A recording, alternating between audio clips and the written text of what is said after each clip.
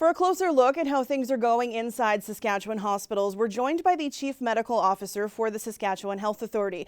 Dr. Susan Shaw, thanks for being here. You're welcome, Sam. Good evening. First, how are you?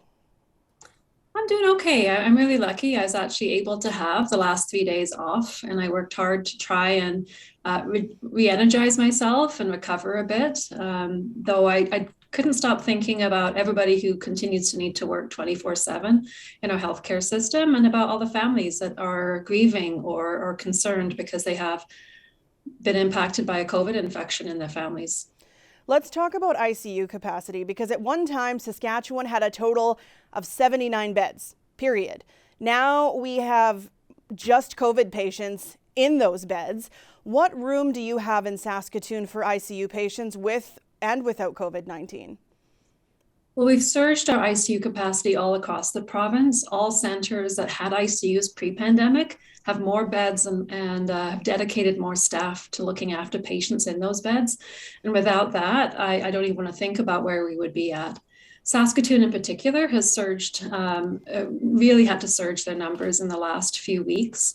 And we do have some capacity in Saskatoon right now as we speak, but we are needing to really look at making sure that all beds, all staffed beds all across the province are being used to their best ability, because I do worry. I worry about the next mass casualty event. I worry about the next unknown, and how will we make sure that those patients also get safe care. We don't get a lot of information from the government about hospitalized patients other than vaccinated or unvaccinated or partially vaccinated. What can you tell us about the demographic of those two groups? Well, I would say our vaccinated patients that are presenting with infections are, for the most part, not presenting with as severe illness as I fear they would have been if they had not been vaccinated. The patients who are vaccinated that are presenting with severe illness are almost always on some significant medication that affects their ability to maintain an immune response. So they're fully vaccinated, but they have a different condition that was making their immune system not work well. That doesn't mean that they were living with a chronic disease and they were living a life not worth living. It means that they were doing their best, and this COVID Delta variant is just breaking through the vaccine for some of our patients. Our unvaccinated patients tend to be younger. They're definitely unvaccinated, they're not protected, and they're presenting with a very severe illness.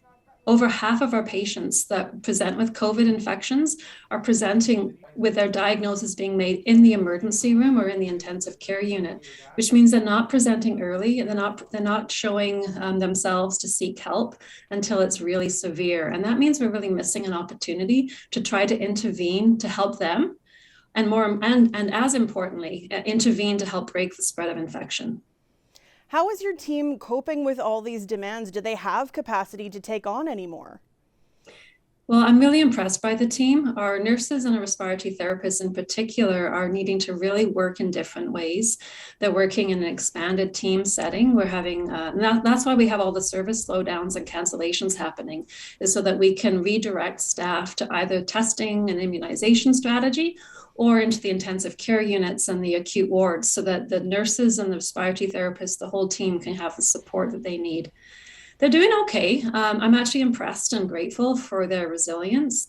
Some are not doing well, some are thriving, but I'd say for the most part, all are tired and all are worried about how long is this going to last for the patients and for themselves, and what does the rest of the fall into winter and into Christmas look like. I'm wondering about triaging. We've heard that term a lot. How close are we to deciding which patients get care and which ones don't? I don't know a date or a time period. I know it's something I'm thinking about all the time. As our numbers grow in terms of numbers of people we're looking after, we have to look at, are we doing the best for the people who have the best chance of surviving? At this point, there are no restrictions or changes to how people are admitted to intensive care unit. But what is changing is that people who need a planned surgery that we know will need an intensive care unit bed, or has a chance of needing an intensive care unit bed, their surgeries are being canceled. And so it is impacting them. That's a big negative impact on them. And that's where we're at right now.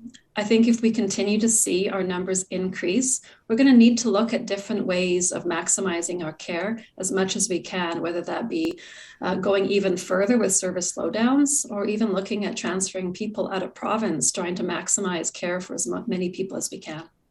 Saskatchewan healthcare workers will face the first step of the vaccination mandate this Friday, so they can declare their vaccine status, agree to regular testing at their own cost, or seek an accommodation. Are you concerned that we'll be losing frontline workers who are unvaccinated? What do you anticipate happening?